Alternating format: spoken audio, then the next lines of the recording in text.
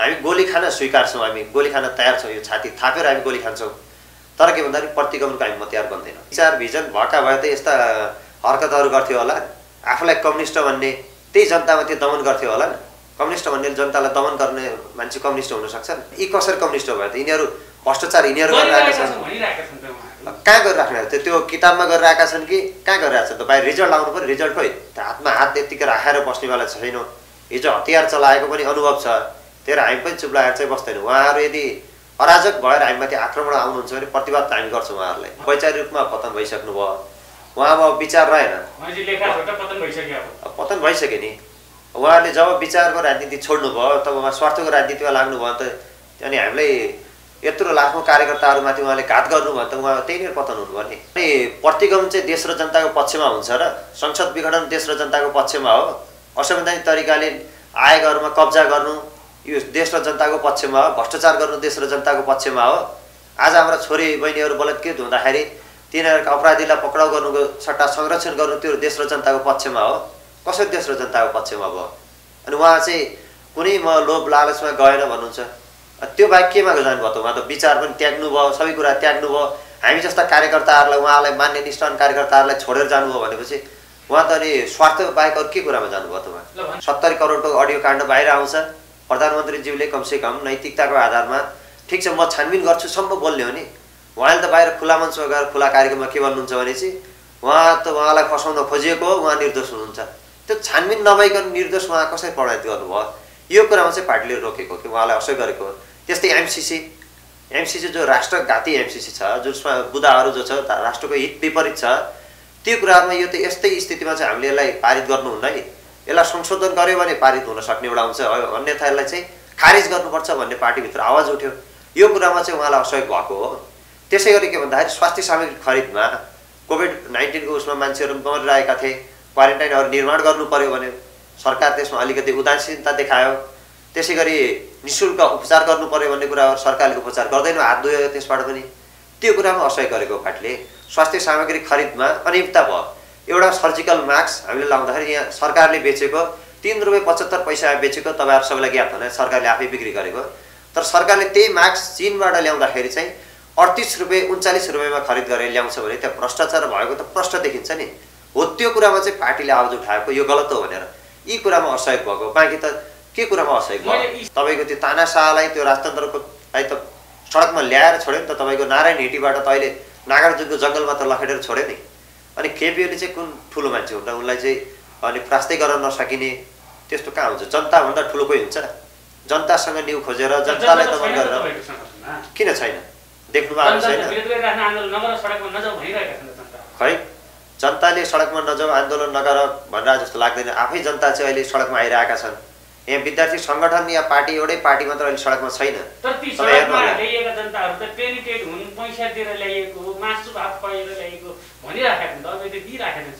त्यो उहाँहरूको र्यालीमा पञ्च र्यालीहरूमा मण्डलीय र्यालीहरूमा चाहिँ ती पेइङ गरेर ल्याएका होलान् र हाम्रोमा स्वतः स्फूर्त तरिकाले आफै आएका छन् साथीहरू, स्वतः स्फूर्त तरिकाले आएका छन्। उहाँहरूलाई चाहिँ ज्ञात पनि छ।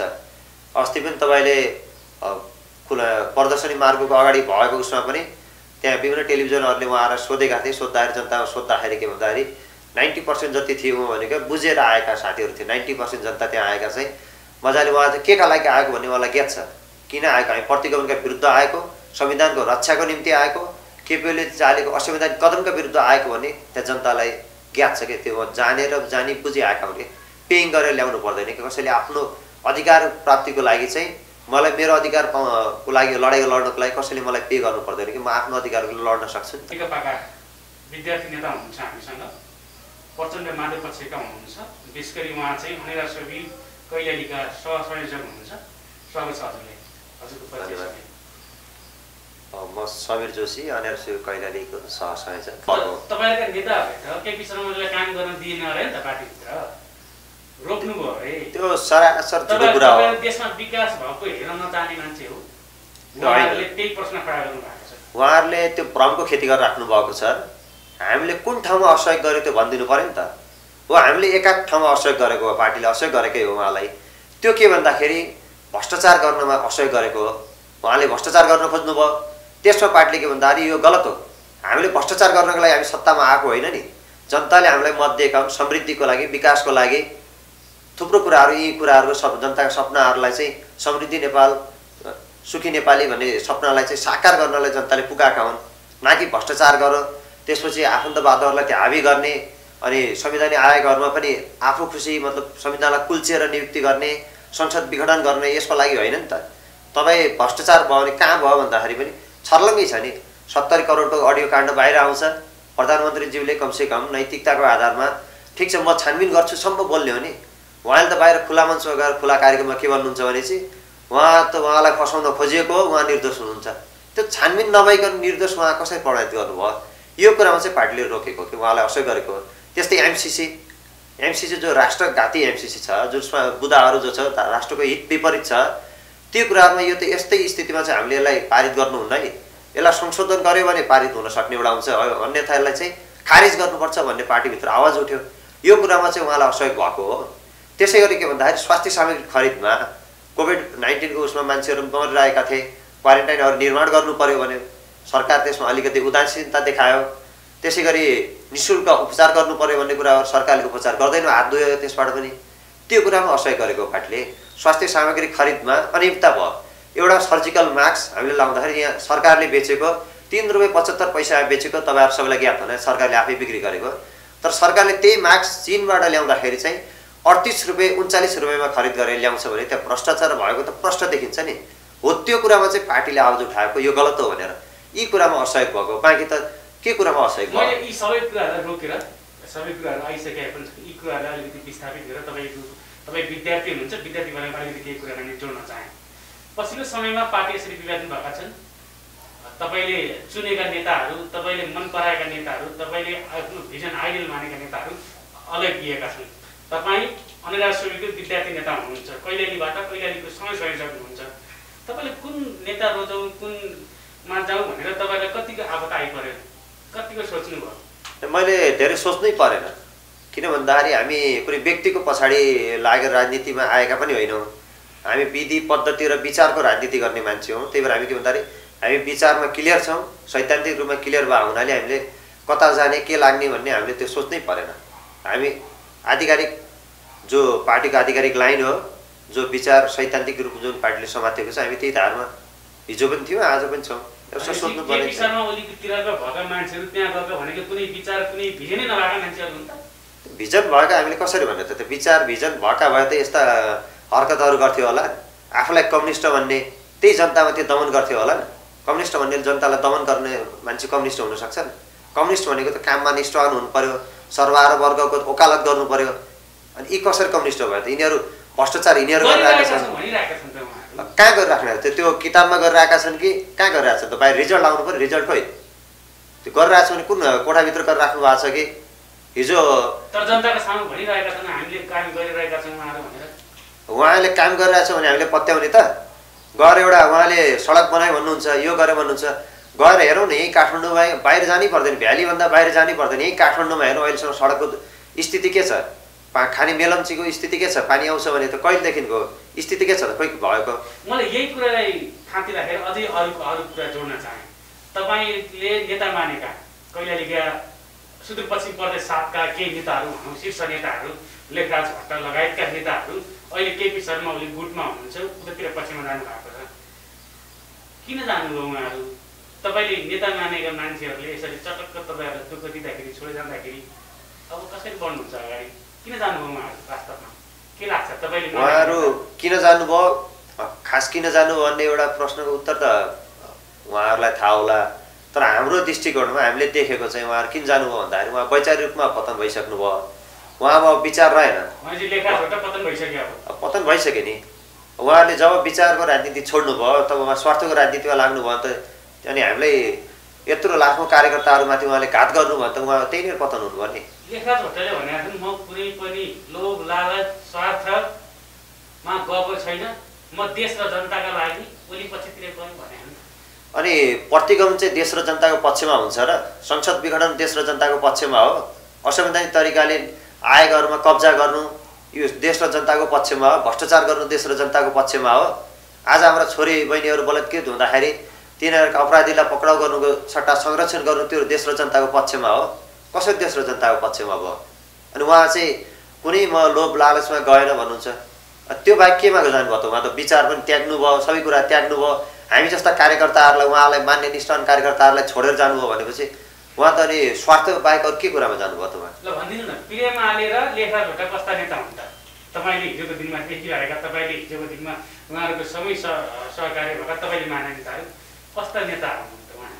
प्रेमालेजीको बारेमा धेरै भन्नु पर्दैन। जसलाई आफै वन तस्करको चाहिँ जसलाई मुद्दा छ, अहिले पनि विचाराधीन छ, वन काठ तस्कर गरेको मुद्दा छ उहाँमाथि। प्रियमाले काठ तस्कर हुन्? त्यो मुद्दा उहाँमाथि दायर भएको छ, जो विचाराधीन छ नि त। भएको कुरा त उनले झुटो मुद्दा भनेर हुन्छ? त्यसलाई प्रमाणीकृत गर्नलाई त्यो समय लाग्ला नि। त्यहाँ छानबिन भइरहेछ, कुरा प्रोसेस अघि चलिरहेछ। त्यो तथ्य बाहिर नआइकन उहाँ निर्दोष साबित नहुन्जेल नभइकन उहाँले चाहिँ नि आफैले घोषणा गरेर त्यो त्यहाँबाट वञ्चित हुन त सकिँदैन नि होला नि, उम्किन त मिल्दैन होला। अनि रहेको कुरा लेखराज भट्ट सरको, उहाँ कस्ता नेता हुन् भनेपछि हिजोसम्म त हामीले राम्रै नेता ठानेका थियौँ। उहाँमा विचार छ, भिजन छ, उहाँले केही गर्नुहुन्छ भन्ने आशा थियो। तर उहाँले प्रतिगमनलाईको के भन्दाखेरि मतियार बनिसकेपछि त अनि उहाँ कसरी चाहिँ अब नेता बन्नुभयो के? अब उहाँ कसरी चुनाव भन्नुहुन्छ 27 गते? तर सुदूरपश्चिमका जनतालाई लेखराज भट्टले भनेका छन्, ढुक्क रहनुहोस्, म छु सुदूरपश्चिमबाट, म गर्छु सुदूरपश्चिमको भलो भनेको। कुन चाहिँ जनताले भन्या रहेछन् के? त्यो अब उहाँहरूले के भन्छन् त्यो जनताले उहाँले भन्नुभयो। उहाँले जनताले भनेर हिजोका दिनसम्म खोइ त गरेको। उहाँले अहिले हो त, उहाँ अहिले सांसद भएको, अहिले हो त मन्त्री भएको। योभन्दा अगाडि पनि 2-3 चोटि मन्त्री हुनुभयो। के गर्नुभयो उहाँले? त्यो मन्त्री हुँदाखेरि के गर्नुभयो? अझ त्यही जुन मन्त्रालयमा अहिले हुनुहुन्छ यही मन्त्रालय पनि 2 चोटि सम्हालिहाल्नुभयो। योभन्दा अगाडि पनि त्यही मन्त्रालय सम्हाल्नु भएको थियो। खोइ त के उपलब्धि गर्नुभयो? त्यहाँ बन्द भएको एउटा कल कारखाना त खोल्न सक्नु भएको छैन। अनि उहाँ ठुला फुर्ती लाएर गफ दिएर मात्र हुन्छ त? गफले पेट भरिन्छ त? गफले के भन्छन्, कुराले चिउरा भिज्छ त? गफ दिएकै हो नि उहाँले। गफ दिएको, गफ दिनु बाहेक अरू केही गर्नुभएको होइन। यदि उहाँले चुनाव भन्दै जो बाहिर भङ छिर्दै हिँड्नु भएको छ नि, पहिलो कुरा त्यो चुनावमा गराउन सक्नुहुन्न। यदि भइहाले पनि सबैभन्दा कम मतले के भन्छ, सबैभन्दा अत्याधिक बहुमतले उहाँ पराजित हुनुहुन्छ त्यो क्षेत्रबाट।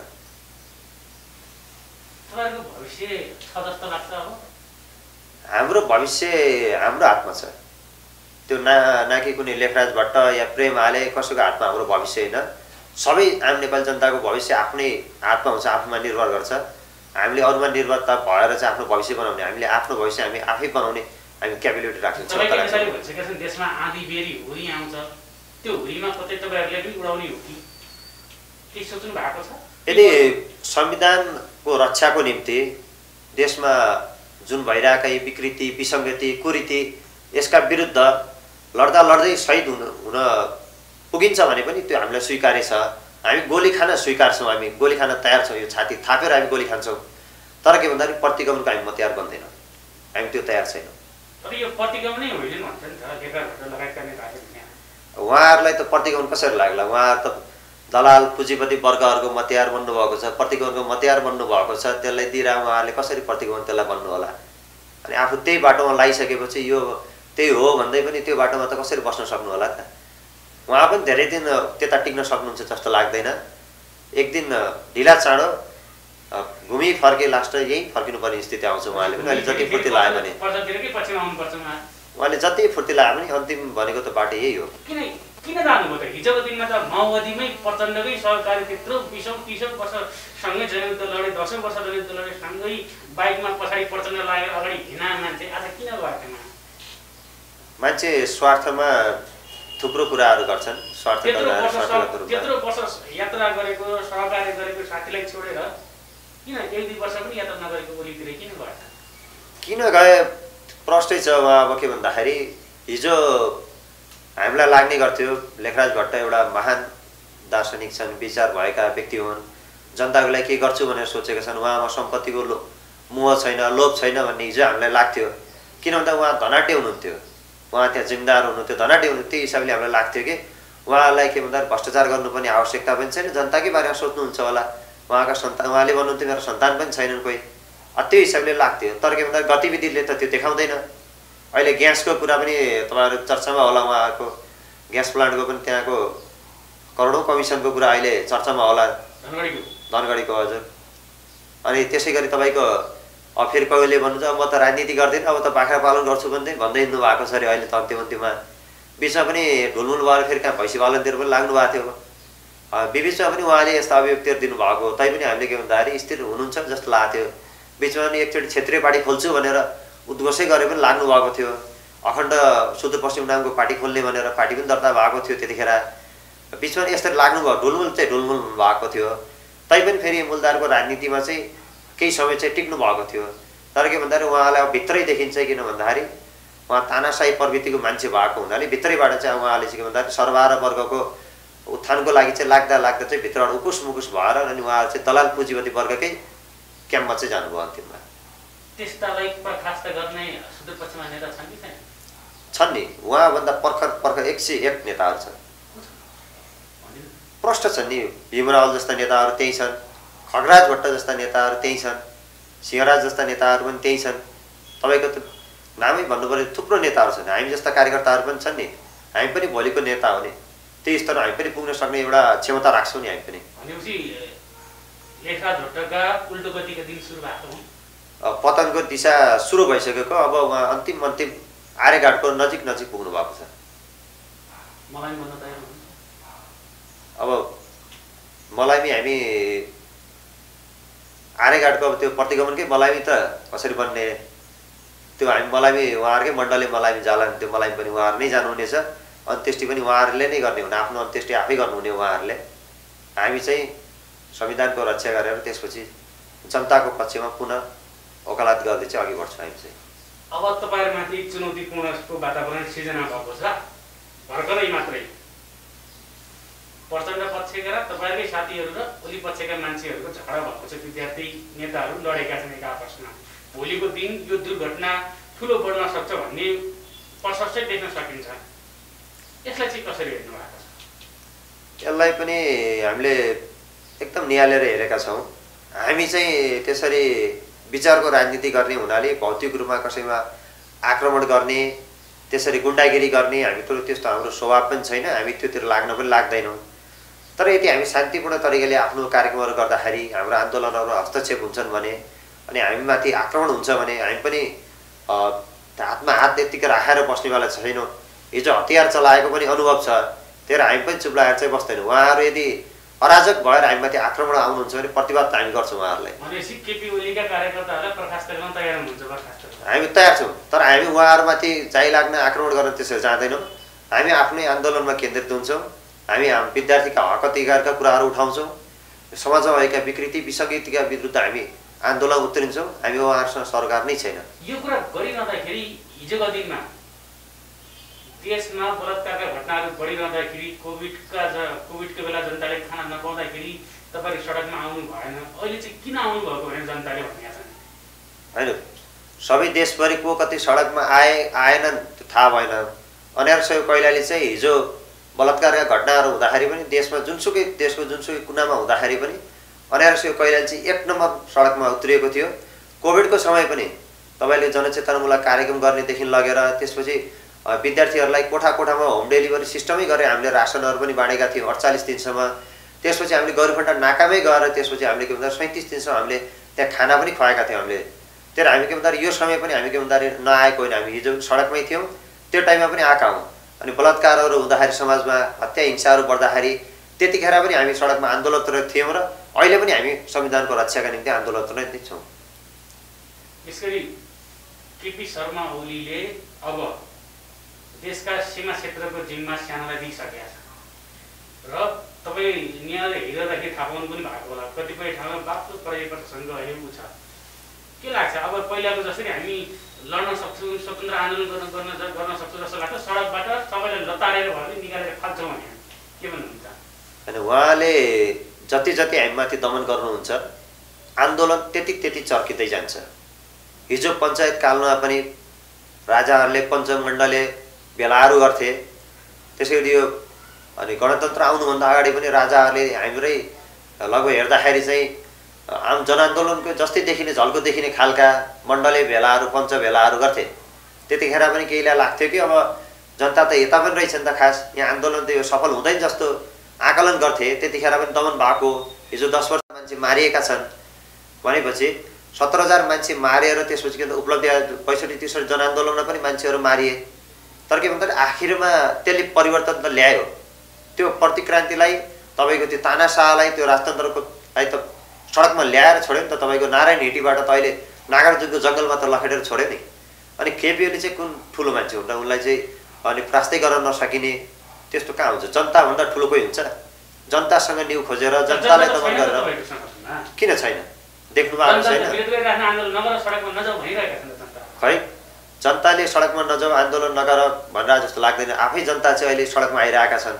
यहाँ विद्यार्थी सङ्गठन या पार्टी एउटै पार्टी मात्र अहिले सडकमा छैन। तर ती सडकमा ल्याइएका जनताहरू त पेनिटेड हुन्, पैसा दिएर ल्याइएको, मासु भात खुवाएर ल्याइएको भनिराखेका छन्। अब त्यो दिइराखेका छन्। त्यो उहाँहरूको र्यालीमा पञ्च र्यालीहरूमा मण्डलीय र्यालीहरूमा चाहिँ ती पेइङ गरेर ल्याएका होलान्। र हाम्रोमा स्वतस्फूर्त तरिकाले आफै आएका छन् साथीहरू, स्वतस्फूर्त तरिकाले आएका छन्। उहाँहरूलाई चाहिँ ज्ञात पनि छ। अस्ति पनि तपाईँले प्रदर्शनी मार्गको अगाडि भएको उसमा पनि त्यहाँ विभिन्न टेलिभिजनहरूले उहाँहरूलाई सोधेका थिए। सोद्धाखेरि जनतामा सोद्धाखेरि के भन्दाखेरि 90% जति थियो भनेको बुझेर आएका साथीहरू थिए। 90% जनता त्यहाँ आएका चाहिँ मजाले उहाँ चाहिँ केका लागि आएको भन्ने उहाँलाई ज्ञात छ। किन आएको? हामी प्रतिगमनका विरुद्ध आएको, संविधानको रक्षाको निम्ति आएको, केपी ओलीले चालेको असंवैधानिक कदमका विरुद्ध आएको भन्ने त्यहाँ जनतालाई ज्ञात छ कि त्यो जानेर जानी बुझी आएका हुने। पेइङ गरेर ल्याउनु पर्दैन कि कसैले आफ्नो अधिकार प्राप्तिको लागि चाहिँ मलाई मेरो अधिकारको लागि लडाइँ लड्नको लागि कसैले मलाई पे गर्नु पर्दैन कि म आफ्नो अधिकारको लागि लड्न सक्छु नि त। त्यही भएर स्वतस्फूर्त ल्याएको यो चाहिँ भ्रम फैलाएको मात्र हो। तर केपी शर्माले के भनेको छ भन्दाखेरि यी 2-4 जना सडकमा आएर यिनीहरू मेरै साथीहरू पनि पहिलाका साथीहरू सडकमा गएर केही हुनेवाला छैन, बरु यतै आऊ भने के भन्नु? त्यो उहाँले 2-4 जना देख्नुहुन्छ होला, लाखौँको जनतालाई पनि 2-4 जना देख्नुहुन्छ।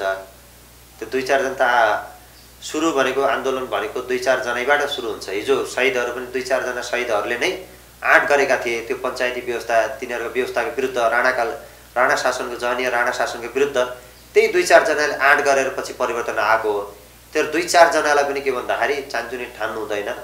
2-4 जनाले के भन्दाखेरि सलाइको एउटै तिल्ली हुन्छ, एउटा सानो सलाइको तिल्लीले पनि तपाईँको के भन्दाखेरि पुरा लङ्का जलाउन सक्छ भनेपछि अनि 2-4 जना भनेर हामीलाई कम आकलन गर्नु भएन।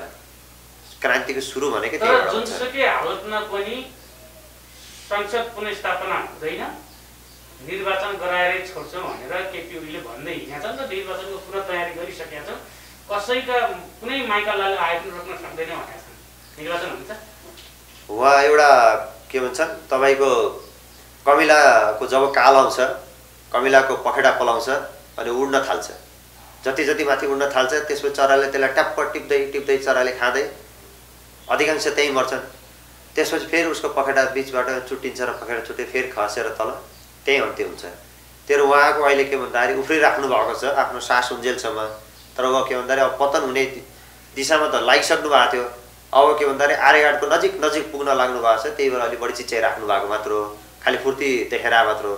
त्यसले केही हुनेवाला छैन। संसद पुनर्स्थापना हुन्छ, विद्यार्थी सङ्गठनले देखाउँछ, आम नेपाली जनता सबैले देखाउँछ, विद्यार्थी सङ्गठन मात्र सबैले देखाउँछ। अब केपी शर्मा ओलीका दिन गयो, अब नेपाली जनताको दिन आउँछ। तर महेश बस्नेतले भनेका छन् त ती सडकमा हिँड्ने केही 2-4 जना विद्यार्थी सङ्गठनहरूलाई हाम्रै साइबर सेनाहरूले बर्खास्त पार्दैछन्, ध्वस्त पार्दैछन् भनेका के भन्नुहुन्छ?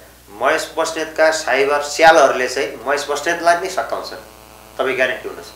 के भन्दा भ्रमको खेती धेरै दिन टिक्दैन। एका दिन जङ्गलमा एउटा स्याल थियो।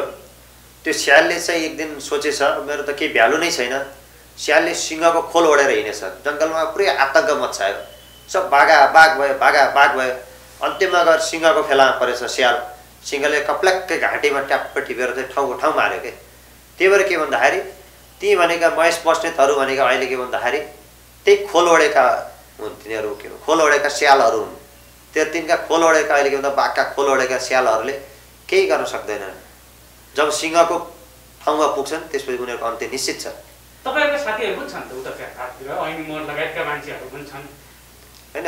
उहाँहरू प्रतिगमनको लाइनमा लाग्नु भएको छ। हामी प्रतिगमनको विपक्षमा छौँ त। हामी त अग्रगमनको पक्षमा छौँ, जनताको पक्षमा छौँ, जनताको जनजीविकाको पक्षमा छौँ।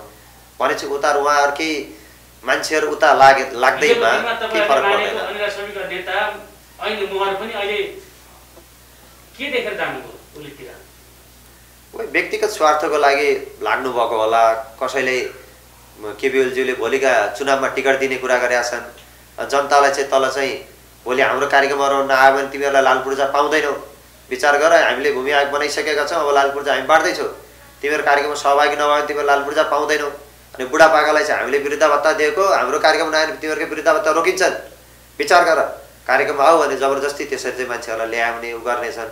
त्यही व्यक्तिगत स्वार्थकै लागि मात्र उहाँहरू उता लाग्नु भएको छ, अरू केही छैन। उहाँहरू किन विचारको राजनीति गर्ने भएको भए वैचारिक लाइनमा हुन्थ्यो होला, स्वार्थगत राजनीति भएको हुनाले उहाँ त्यो लाइनमा लाग्नु भएको। अब तपाईँहरू कसरी अगाडि बढ्नुहुन्छ? 6 गतेदेखि आन्दोलनको घोषणा गर्नु भएको छ, कसरी बढ्नुहुन्छ अगाडि? आन्दोलनको घोषणा भइसकेको छ, तेस्रो चरणको त्यो आन्दोलन घोषणा भएको छ, कार्यक्रम त्यसपछिको आन्दोलन जब यो दमन जति बढ्दै जान्छ त्यसपछि हाम्रो आन्दोलन पनि अलि उग्रो उग्रो हुँदै जान्छ। त्यो स्वाभाविक नै हो, किन हिजो हामी शान्तिपूर्ण तरिकाले धरना गर्दाखेरि पनि त्यहाँ प्रहरी हस्तक्षेप भयो। हिजो मात्र हाम्रो नागरिक समाजको प्रतिगमनका शैक्षिक प्रतिगमनका विरुद्ध आन्दोलन थियो, त्यही आन्दोलनमा पनि हाम्रो त केही थिएन, सामान्य एउटा लाइनबाट हिँडेका थियो, पुरै सडक पनि हामीले कब्जा गरेका थिएनौँ, केही थिएन। एउटा लाइनमा लगेर हामीले शान्तिपूर्ण तरिका नाराबाजी गरेर हामीले भिसी कार्यालय अगाडि पुगेका थियौँ। अनि हाम्रा ती नाटक गर्ने सामग्रीहरू प्रहरले आफ्नो कब्जामा लग्यो। सामान्य हाम्रा नाटकका सामान्य पर्चा पम्पलेटदेखि पनि सरकार डराइरहेछ भनेपछि आम नेपाली जनता यत्रो लाखौँ करोडौँ जनताहरू सडकमा आउँदाखेरि के होला? अब प्रत्येकलाई जसरी जसले प्रचण्डका पक्षतिरका जति पनि छन् तिनलाई प्रत्येकलाई छानीलाई तह लगाउँछ भने हेरौँ उहाँहरूमा दम छ भनेपछि हेरौँ त उहाँले कतिलाई तह लाउनु हुँदो रहेछ, कतिलाई पक्राउ गर्नु हुँदो रहेछ, कति जेलसम्म उहाँको टिक्दो रहेछ, कतिले उहाँलाई साथ दिनु हुँदो रहेछ। त्यो भोलि मूल्याङ्कन त उहाँहरूको पनि हुन्छ नि। प्रहरी प्रशासनले पनि हामीमाथि अहिले दमन गर्छ भनेपछि सधैँ केपी ओली रहिराख्ने होइन नि त्यो सत्तामा भोलि अर्को पार्टी पनि पुग्छ, अन्य नेतृत्वहरू पनि पुग्छन्। सत्तामा पुग्दाखेरि पछि उहाँहरूको पनि स्थिति मूल्याङ्कन होला नि त्यहाँ पनि, त्यो उहाँहरूले पनि सहयोग गर्नुहुन्छ भन्ने म आशा राख्छु प्रहरी प्रशासनले पनि। अब यो संवादमा हामी अन्तिममा छौँ, अन्तिममा के भन्न चाहनुहुन्छ? अन्तिममा आम नेपाली जनतालाई चाहिँ यो लडाइँ भनेको कुनै नेपाल कम्युनिस्ट पार्टीको मात्र एउटा लडाइँ होइन, अन्यायको मात्र लडाइँ होइन, कुनै नेपाली कांग्रेस या अन्य कुनै दलबीचको लडाइँ मात्र पनि होइन, यो कसैको पद प्राप्ति वा प्रतिष्ठाको लागि लडाइँ होइन। यो भनेको तपाईँ हाम्रो सबैको लडाइँ हो। अहिले नबोले हामीले कहिले बोल्ने? अहिले हामीले संविधान रक्षाको लागि अहिले हामीले यसलाई चाहिँ सडकमा आएर प्रतिवाद गर्न सकेनौँ भने हाम्रो भविष्य अन्धकारमा जानेछ। दलाल पुँजीपतिहरू अझ हावी हुँदै जानेछन्। हाम्रो समाजवादतिर जाने सपना अधुरै रहनेछ, त्यही सपना चाहिँ आर्यघाटमा जानेछ। त्यो तपाईँ सम्पूर्णलाई चाहिँ अहिले संविधानले जो असंवैधानिक कदमका विरुद्ध चाहिँ सशक्त ढङ्गले चाहिँ सडक सङ्घर्षमा आउन चाहिँ अपिल गर्छु म। समय समाप्तिको लागि धन्यवाद, मलाई पनि आफ्नो कुरा राख्न दिनुभएकोमा।